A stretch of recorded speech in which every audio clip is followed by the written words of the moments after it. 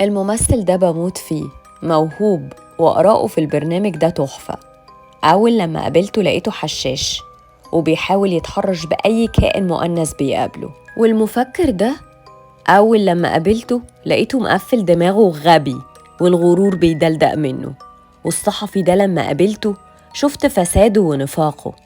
والداعية حتى لما قابلته لقيته زيهم، كلهم إنسان. ولما قابلت بقى الفنان اللي كنت فاكره مغرور لقيته حاطط غروره ده كسلاح عشان الهجوم الداهم عليه أو لأنه إنسان خجول. ولما قابلت المفكر اللي آراءه عكسي وفكره منافق لقيته ذوق جدا ومؤدب كمان فوق الوصف. ولما قابلت المخرج اللي شايفه فاشل لقيته مثقف جدا وكمان متفاني في شغله، بس ذوقه مختلف عني لأنهم برضه مش من سلالة أخرى ومش من كوكب تاني. طبعاً بعد شوية نضج اكتشفت إن الغلطة الأكبر مش فيهم، الغلطة في توقعاتي اللي كانت مش ناضجة. مشكلتنا كبشر إننا نفسنا نلاقي ملايكة مثل أعلى وبنحط عليهم توقعات أكبر من حجمهم أو حجم أي بشر. الناس للأسف ما كانتش هتؤمن بالدين من غير رسل، ما كانوش هيؤمنوا بمعتقدات من غير بشر.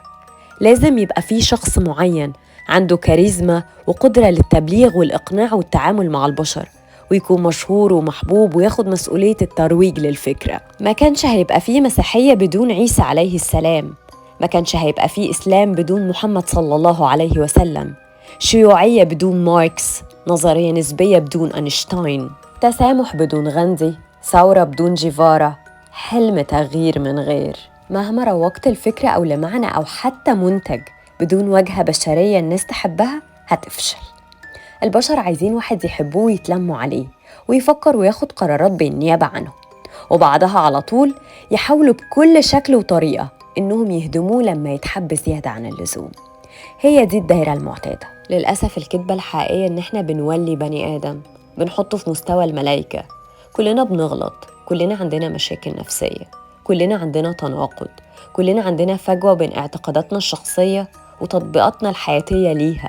واللي المفروض نحاول نعمله لو عندنا شوية عقل إننا نفصل البني آدم عن فكرة، نسمع من أي بني آدم أفكاره بعيداً عن شكله وصورته وتصرفاته الشخصية، لأنه أكيد مش إله أو ملاك أو حتى رسول.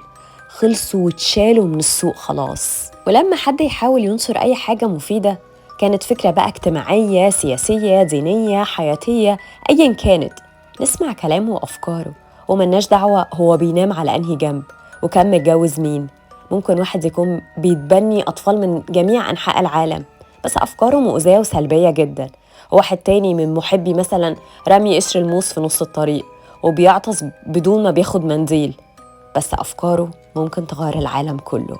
لازم نعترف إن كلنا بشر، ما تبحثش عن ملاك، ابحث عن فكر وأفكار جديدة. وياريت إن احنا نحيي أي حد عنده فكرة جديدة ممكن تغيرنا للأحسن، ممكن تعمل خير، تبسط حد، تنفع حد، على الأقل تخلي تعاسة شخص واحد أقل. نحيي أي فرد نفسه يعمل التغيير ده ونشكره ونبوسه من هنا ومن هنا. بس خلينا عارفين ومتأكدين مهما كانت أفكاره حلوة وبجد بيعمل خير وبيعمل مصلحة كويسة قوي للناس، هيبقى مليان عيوب وعيوب كتير قوي كمان، لأن الرسل خلاص موديل ما عادش بينزل في السوق، لأنه إنسان زيي وزيك.